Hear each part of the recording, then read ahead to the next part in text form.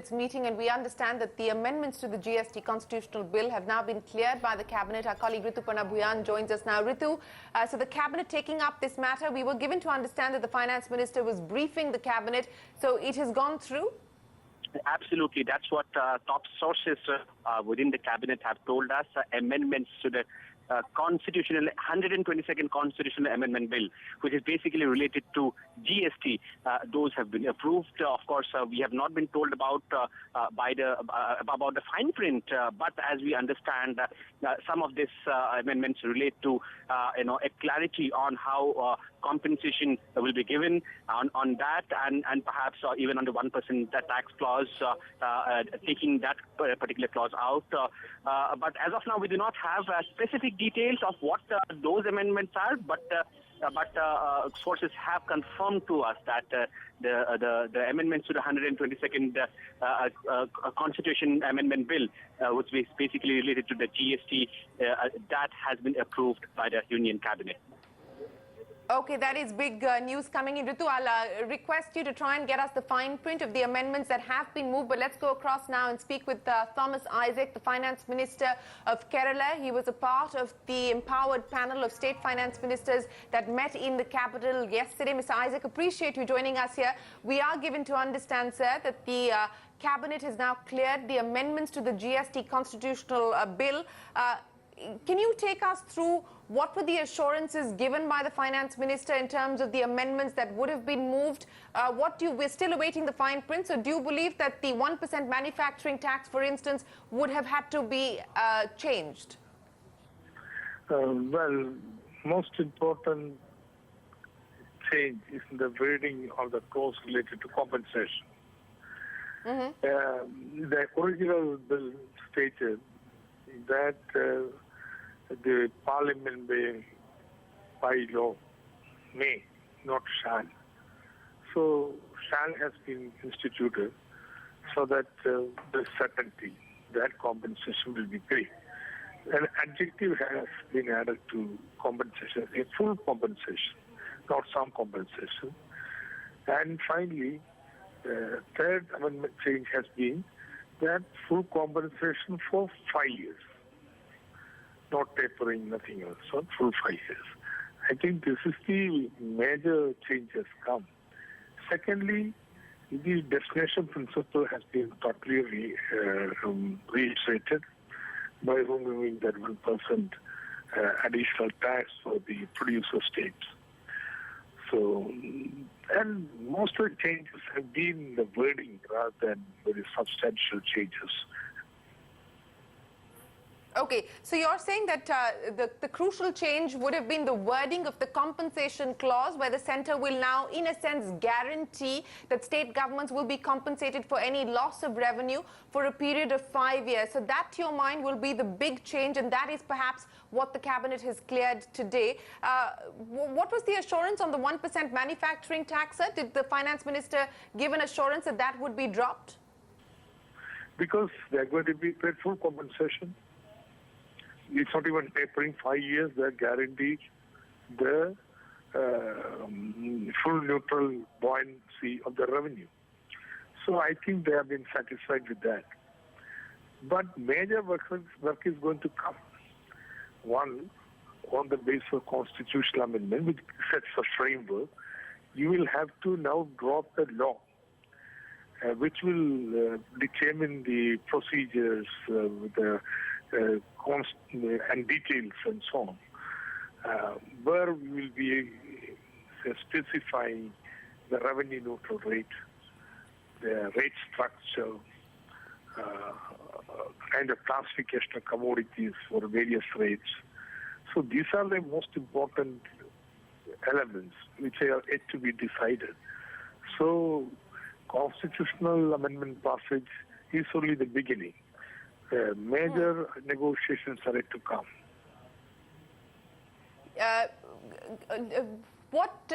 Mr. Isaac, do you believe that now that the cabinet has given the nod to the constitutional amendment bill, it seems clear that the government is keen on tabling the GST bill in this session itself and perhaps has been able to muster the numbers, sir? I concluded from the tone and the words of the Union Finance Minister yesterday is that serious dialogue has been going on with Congress. Many differences have been narrowed down. And in fact, with deference to a major demand of Congress that the GST rate must be capped at 18%, the Council adopted, we can say, even a resolution which clearly stated that the Council is committed to ensure that burden on the common man is reduced because of the introduction of GST. Two, that at the same time, the rates of fix would ensure the level and buoyancy of the taxes of union and states. In fact, this was in the reference to demands for capping the GST rate. Was there any sort of consensus, Mr. Isaac, as far as a rate is concerned? Was there any discussion on the revenue neutral rate and whether the panel felt that the rate suggested by Arvind Subramaniam was on the lower side and were majority of the state governments in favor of a higher rate? No state in the council accepted Arvind Subramaniam's report and the rate he suggested. The rates range between 11 to 25, okay? And I don't think there is it will be possible to have an objective assessment of the revenue neutral rate, which would be acceptable to everybody. And therefore the resolution that, we will ensure a significant reduction in the incidence of tax on the common man. Now, if you look, all the consumer products, manufactured goods, suffer a tax rate of something like 30 plus. The 30 plus, yes, 30 to 35%. Excise duty, VAT tax, and whatever portion of the service tax which call upon as an input into the manufactured products. Now, definitely we have accepted it should be reduced from 30-35% to somewhere anything between 20 to 22. Yeah, somewhere around that range. But it will be significantly above what Arvind Subramaniam stated. Second, many states wanted the lower rate to be much lower than what Arvind Subramaniam suggested, 12. The necessities of common man should be taxed at a much more moderate rate. So these are the broad principles we discussed. Exact numbers will be clinched later. But do you believe that the rate will then be closer to the 21 to 22% sort of range and not 18%, as is the recommendation of the Subramaniam panel? Now, see, it is no one single revenue neutral rate. Revenue neutral rate then will be split into a rate structure. So higher level would be somewhere between 20 to 22. Lower one below 10 or below 12, certainly. Mr. Isaac, we're also given to understand that the constitutional bill will mention that the dispute resolution will be decided by the GST Council. Does that satisfy most state governments? Yes. Now, there will not be a dispute resolution mechanism above the GST Council. But there would be a dispute resolution mechanism which is different apart from the GST Council. But GST Council will decide upon the mechanism. We may have special mechanisms to resolve certain type of disputes, but it is all left to GST Council. But at the same time, GST Council is not going to be the dispute resolution mechanism. It will be something independent. Mr. Isaac, if you can just hold on for for exactly 10 seconds, sir, because there are several other decisions that the cabinet has also taken besides the changes as far as the GST bill is concerned. Let me just take our viewers through that, and then I'll come back to the GST issue. We understand that the cabinet has also approved the hike in FDI limit for individual companies and domestic stock and commodity exchanges. The nod for FDI limit of individual companies and domestic and stock exchanges has now been hiked to 15%. So this is good news for the likes of the MCX. So stock and commodity exchanges, the FDI limit has been hiked now to 15%. But coming back to the GST, we now do have a confirmation coming in from our colleague Sapna Das as well as Rituparna Bhuyan that the 1% manufacturing tax has now been removed from the constitutional bill. The constitutional bill will mention that dispute resolution will be decided by the GST Council. The compensation clause wording has been changed, compensation to be prescribed for up to 5 years for states, and a select panel has already drafted a new bill on the GST. The cabinet approval has been given, and these are the big changes. Mr. Isaac, a quick word from you on what I've just read out to you, sir. You're absolutely right. These are the issues that were discussed yesterday. And whatever changes cabinet has made reflects the opinions expressed in the empowered committee. This 1% tax was not a serious issue of discussion at all, because the Parliamentary Standing Committee had already rejected, and therefore there was no difference of opinion that this was to go. So this constitutional amendment is an enabling provision for a more detailed law, which I think will be more decisive step, particularly the determination of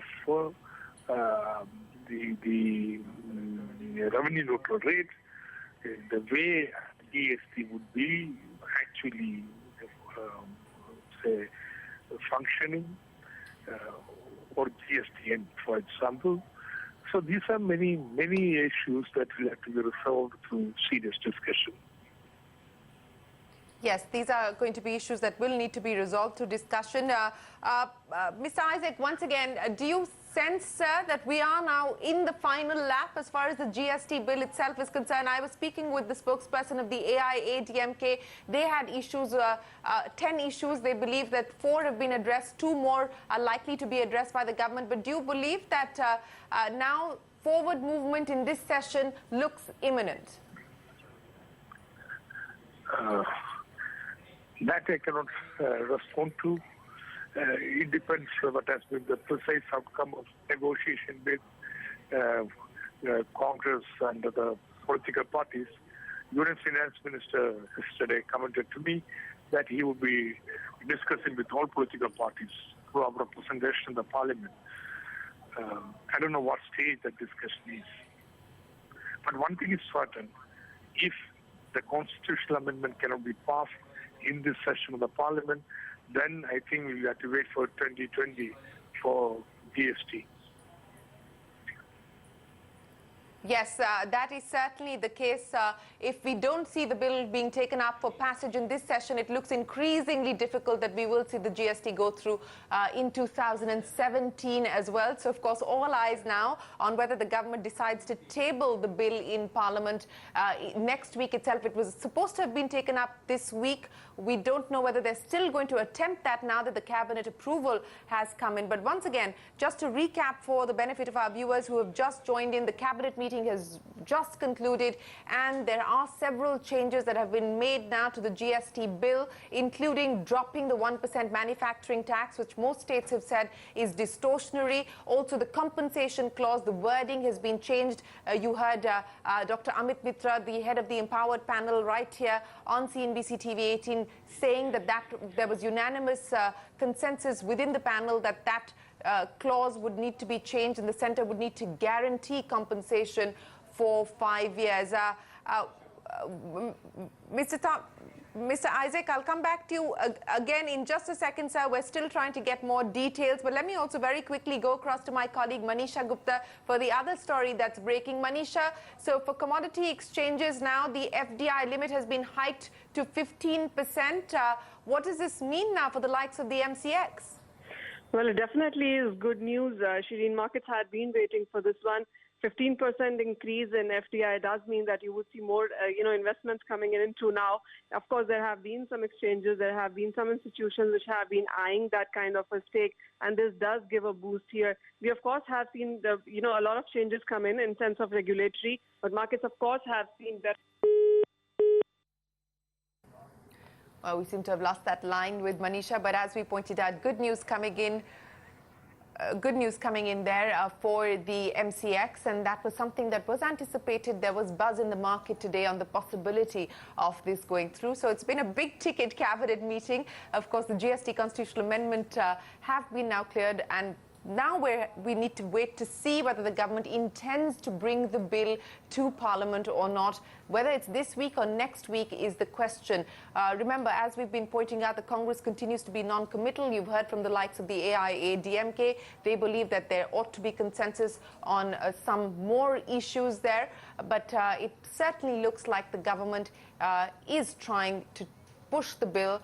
Whether it happens or not is a separate story. But constitutional bill clearance from the cabinet coming in just a short while ago as far as those crucial changes are concerned. Time for us to take a quick break, but when we return, we will continue to track this. Rajiv Dimri of BMR joins us. Rajiv, thanks very much for joining us. Well, this is the news that we're just getting in at this point in time. So the 1% goes, the compensation clause, the wording has now been changed to ensure that the compensation is guaranteed to state governments. Dispute resolution by way of the GST Council. What do you make of the changes? Well, the couple of changes, this 1% was more or less a foregone conclusion, and I think that's more a formality. But this compensation assurance, because the language in the original draft was somewhat not as strong as the states would have liked. And that gives them a better assurance, because now there is a constitutional provision for compensation. And that puts them at ease about some of the misgivings that they had. So I think while these are smaller changes, but I think these are great steps in the direction about consensus building across states. So no material change in what the expectations of the industry was, but still a great move forward. Do you believe, Rajiv, that this now sets the stage for the passage in this session? And I also very quickly want to get your comments on the conversation that I just had with the Finance Minister of Kerala, where he seems to suggest that most state governments or the finance ministers of most state governments in that meeting yesterday are not in agreement with the Arvind Subramaniam panel's recommendations on the revenue neutral rate. And they have arrived at a different set of principles, not at a rate yet, but a different set of principles that could guide the possible revenue neutral rate. How would you read that?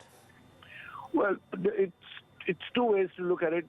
This 18% may not cut for all states, and I think that's the possibility. One size doesn't fit all, for sure. However, if the states have an assurance of 5 years for a compensation, my question is, why are states so concerned about revenue loss? I think it is, in everybody's interest, governments as well as industry's interest, where the introduction of GST happens at rates that are far more palatable. And if the states are not, denied of any loss, it may be a good thing forward. So while I agree in principle that one size may not fit all, but in the larger scheme, I wonder why states should have a major objection to that. Even as far as the dispute resolution is concerned, we understand now that it will, of course, be the GST Council. Rajiv, do you see that satisfying most states? Because this was an area of concern as well. Well, if it's not the GST Council, then there can't be any other body. The fact is that, where there are two sides of a transaction, the disputes across states are quite natural to arise. That possibility cannot be ruled out. And if it's not GST Council, then it will have to be some interstate tribunal. There is no other possible mechanism. So that if the GST Council has to be given some real substantive powers, I think dispute resolution is one of the things that the industry would want and the states would want. To my mind, there is no other real alternative to this. Rajiv, by way of clarifications now, what is it that you would like to see from the government? Because there have been concerns raised, for instance, on tax credits. And what kind of further clarifications would you like to see from the government? I think because of the way the draft law is, while it is a great move forward because industry has something real and tangible to, analyze, the interaction between the government and the industry should begin. While, some bit of that has happened, but a larger communication program, this credit system where my credits are dependent on somebody else's compliance is a major point that the industry is raising. Because, if somebody else doesn't do their compliance, why should my credits be denied, is a point of principle that is emerging. And I think that is something which is more a matter of draft law rather than anything to do with the Constitution or the framework of the GST. That's more the nitty-gritty. I also, as I said, Amit Mitra yesterday seemed to suggest that there was a new guiding principle or a set of principles that would be used to arrive at a revenue neutral rate. And we are now given to understand that the government is likely to discuss a new formulation on the revenue neutral rate with the opposition. What do you believe this could lead to, Rajiv? So the revenue neutrality, I think, is continues to be an issue because states not all states have the right data to be able to assess what would the revenue be if they were to apply 18% or, merit rate and demerit rate, because even where we talk of demerit rate of 40% for certain products, only few states will get that money. Not everybody will get that money. Some states will lose out on CST. So I think some of the concerns are genuine. At the same time, what we can't have is multiple rates floating around across states, because that will defeat the very purpose or one of the big reasons why GST is being introduced, to remove these rate arbitrage. So it is certainly a delicate balance.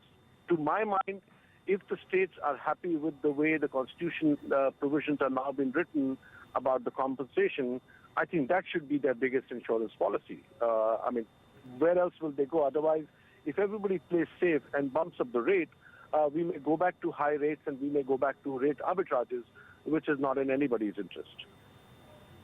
Oh, absolutely right on that front. Now the question is whether they are going to be able to muster the numbers to try and see whether this goes through in this session itself.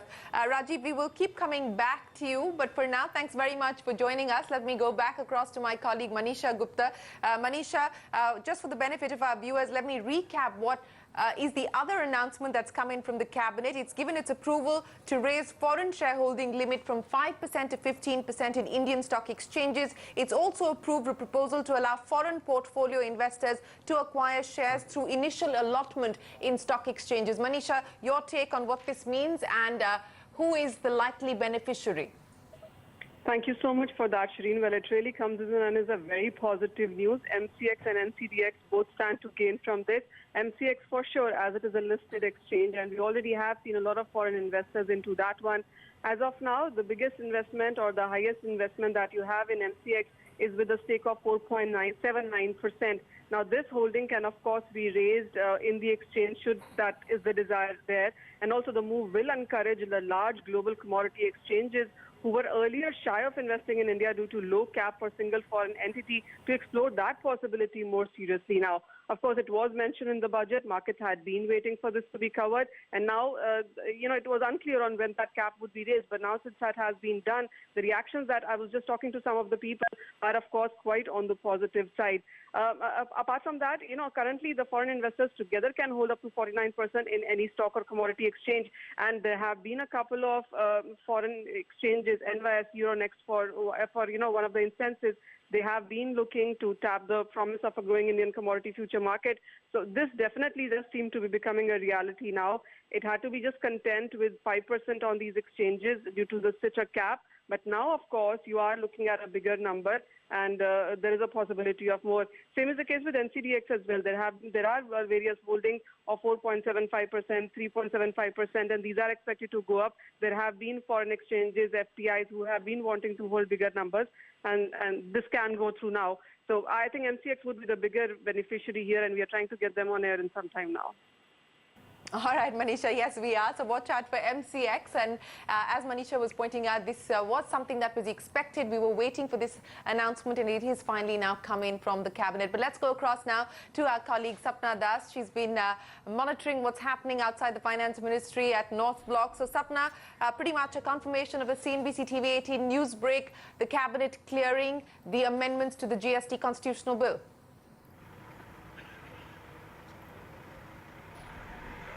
Absolutely, the three main points that need to be just flagged off once again. The wording of the compensation clause, most likely they are saying that it will not be prescribed up to 5 years. That is first off. Second, the fact that the GST Council will decide the dispute resolution, that is not being mentioned clearly in the Constitution Bill. And third, of course, doing away with the 1% manufacturing tax. So these are the three main aspects of the amendments moved by the Finance Ministry, by Mr. Arun Jaitley, the Union FM, in the cabinet on the Constitutional Amendment Bill. The hope now is that probably next week there will be some further attempts and some further action possibly in terms of taking the bill, the amendment bill now into the Rajya Sabha. In the meanwhile, the government probably would also like to reach out to opposition and take the new broad guiding principles on the R&R which have been decided by the State Finance Ministers panel just yesterday. So that will be work that will be on parallelly. But in the meantime, another milestone has been achieved in moving these three crucial amendments and seeking the cabinet nod on the Constitution Bill. Well, that is right. It's a hot, humid day here in the national capital.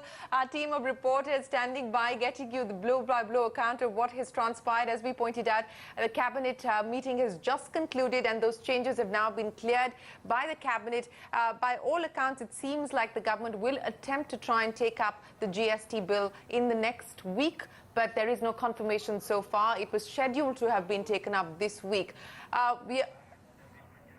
We have more reactions coming in now. Dharmesh Panchal of PwC, I think it is, joins us on, yes it is, joins us on the phone line. Dharmesh, appreciate you joining us.